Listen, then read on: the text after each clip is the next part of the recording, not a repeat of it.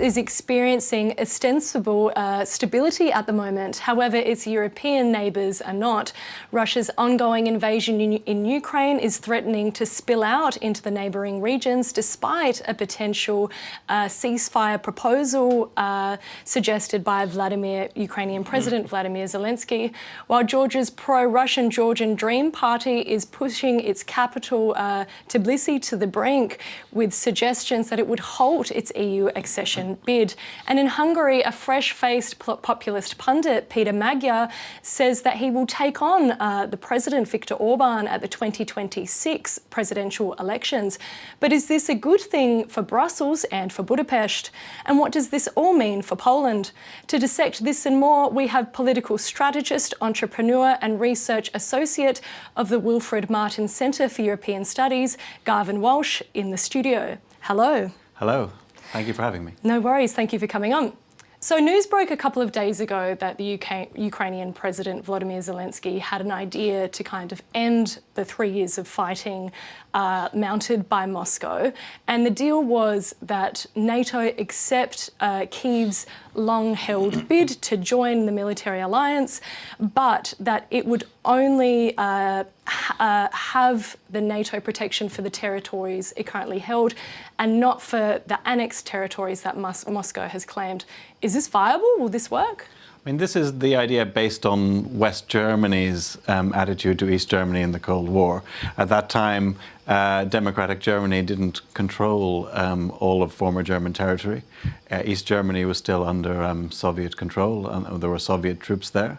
But they worked out ways to let it into NATO despite Germany not being reunified. And this model that Zelensky has proposed here is very similar to that. So it can work in a legal sense, in that it worked during the Cold War.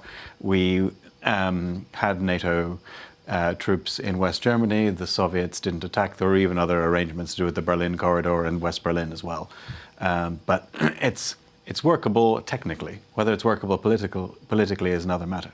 Well, what do you mean by that? Why couldn't it work politically? I mean, it worked politically during the Cold War because the Soviet Union also stopped advancing. And when there were moments of tension, like during the Berlin airlift, when the Soviet Union actually surrounded Berlin and cut it off, the West was able to keep Berlin supplied, and that stabilized the situation a bit. Despite this, they still built the Berlin Wall to stop their own people escaping. So there was a conflict, but it was able to be kept below the level of a full-scale war. And there's no evidence that Vladimir Putin is interested in this kind of deal at the moment. Do we know what he wants in the long term? Is it kind of all or nothing?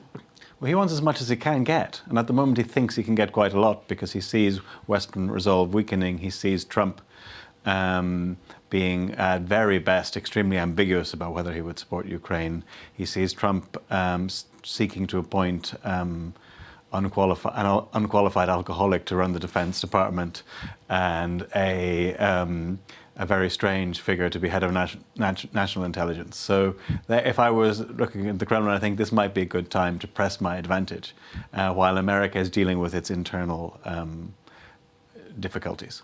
You mentioned internal difficulties and my mind automatically went to Georgia. Now, the ruling pro-Russian Georgian Dream Party announced last week that it would put its EU accession talks on ice. This has kind of pushed the capital to the brink with days of protesting, a crackdown and the arrests of a lot of people. Is there a future for Georgia and the West after this? Well, it depends. If the views of the Georgian people are actually reflected properly in their government, which they weren't in this election, which shows clear signs of being rigged, then there would be a future. Georgians want to join the EU. They see their alignment as being one with the West. And in a way, we're seeing a replay of what happened with Ukraine during the Orange Revolution, and again with Yanukovych later during the Maidan protests. When you have a leader that is backed by Russia, but not actually backed by his own people, trying to align the country away from Europe, but the people want to join the European family. You know, that was the next question that I had as to whether this is just Russia's attempts to kind of destabilise the EU, or it is the will of the people. But, you know, if it is the will of the people, how can they overcome these challenges within Tbilisi? I mean, at the moment, the president of Georgia is on the side of European integration. She was a member of the Georgian Dream Party, but she broke with them. She's elected separately.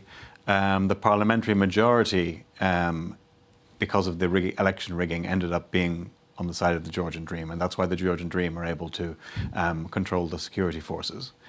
Georgia is a parliamentary system, and because they're able to control the security forces, they're able to mount this operation against the protests. Georgia has EU membership in its constitution, so there's an argument that they're actually acting against the Georgian constitution by calling off talks. Now, practically speaking, of course, they're just able to slow walk talks by failing to meet democratic standards. Yeah. So the question is why they decided they needed to be so explicit about this, because they could simply fail to meet the criteria, and if they failed to meet the criteria, then the EU wouldn't be able to let them in. I mean, why do you think they did that then? Why didn't they just kind of let the talks languish and not move on them? I mean, it may have been a bit of a miscalculation.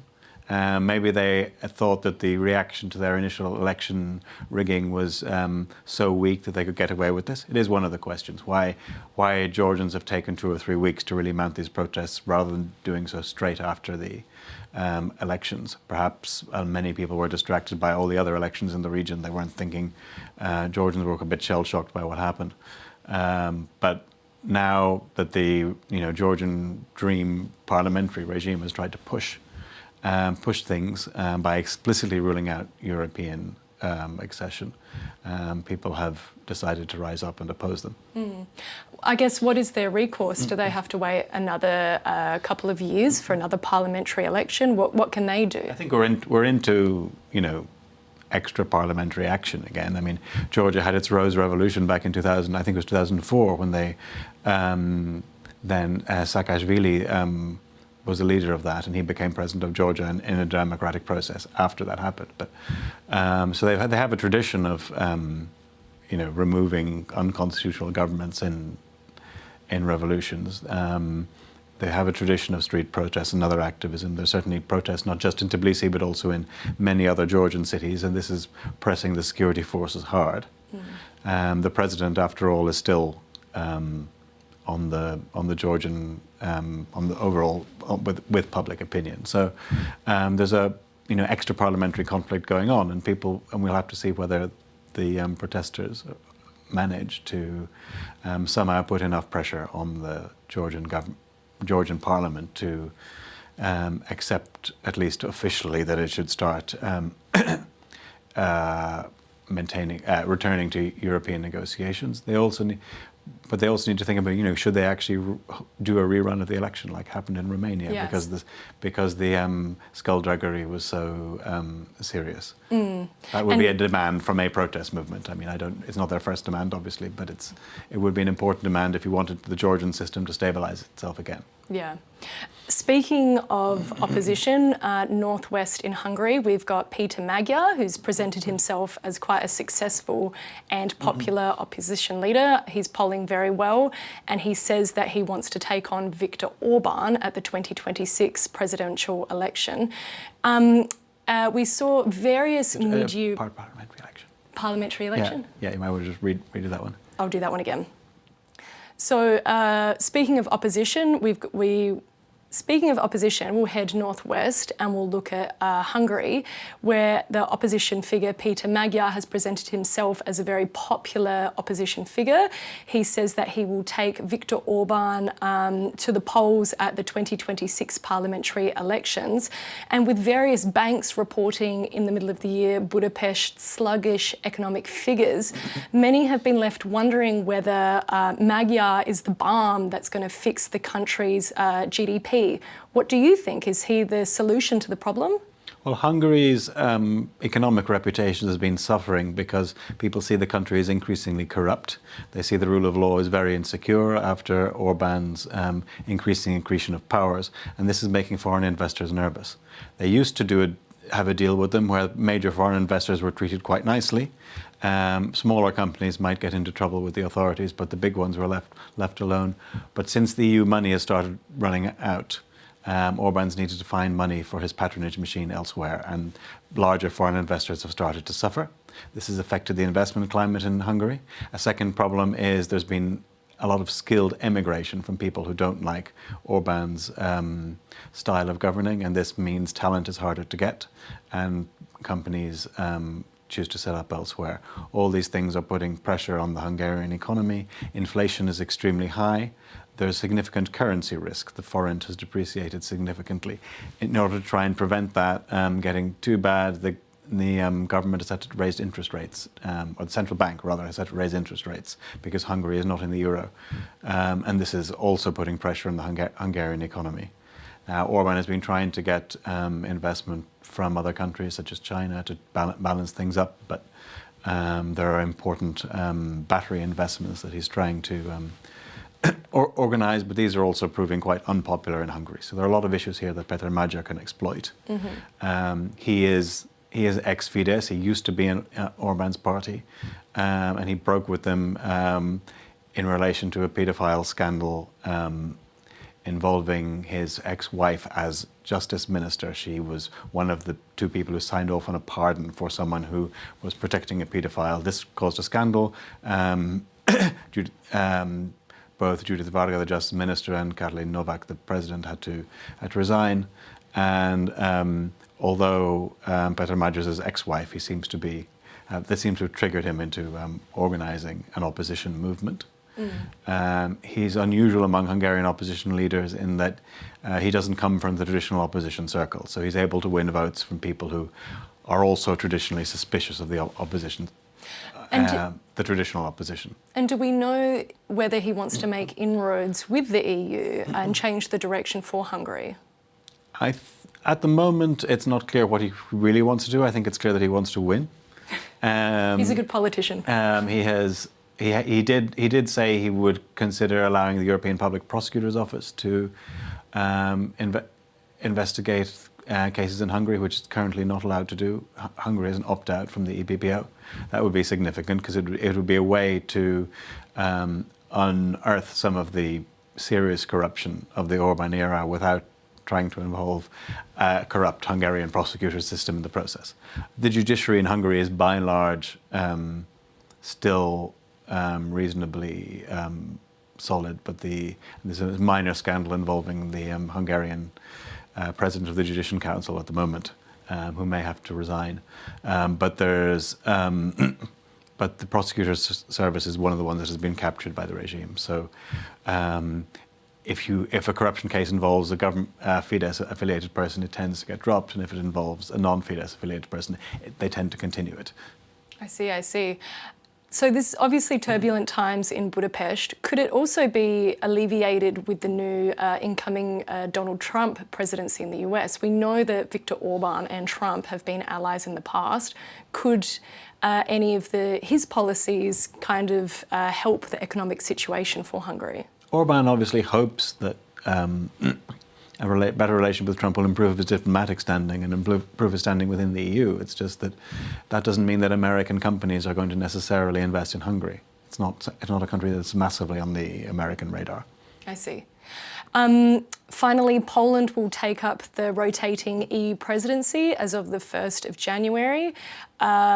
Warsaw has kind of announced its priorities over the next 6 months as being security. In terms of everything that we've talked about today, do you think that Poland pursuing security and trying to stabilise the region, do you think that any of these crises that we've discussed will be alleviated with Poland seeking greater security, or do these countries and these nations need to sort it out individually for themselves? Poland wants to show that it can get something out of the EU membership here, and the fact that it's presidency. It knows that Polish people are worried about security. They're very worried about Russia, and it's quite clear that this is the plan. Let's show that the EU can deliver for Poland. This happens in all presidencies. Poland isn't unusual. In that, I mean, what can it deliver is a question. There are issues to do with the border and migrants being sent through it by Russia from Belarus. There are obviously there's a question of defence policy. What can be done at a European level? What would rather be done bilaterally? Can Poland drive a bit of the agenda there? Can it drive things on the rule of law as well? Will it look at strategic corruption, the increased influence of authoritarian regimes through weak democracies inside the EU? Can it do something to increase the EU's ability to act in those areas? Those are areas where Poland could have a certain amount of impetus. They'll probably also be interested in agriculture. Yes, food security, I think they highlighted. It's a big issue for the agrarian party in the Polish coalition. It's also a big issue in France. I mean, their mandate is security, and if you compare it to Hungary's, which was competitiveness, is security a tougher mandate? Because, I mean, creating security across the region would, be harder ostensibly than an EU single market or pursuing those kinds of policies. There's a limit to what a presidency can do. They only last for 6 months. One of the main things that a presidency can do is actually put things on ice. So there are things that couldn't be discussed because Hungary was in the presidency. There were proposals that didn't make it onto the agenda. There were files that were held up by Hungary related to certain aspects of regulation that Hungary wasn't in favor of, and that's actually one of the big powers that the presidency has, because if the Parliament and Commission want to get a piece of legislation passed, the Council also has to agree. Indeed. Well, thank you, Garvan, for speaking to us about a range of issues plaguing the EU and for coming on the show today. Thank you for having me on the show. We will watch these new news items as they materialise and as they progress. My name is Angela Georgians, and this is TVP World.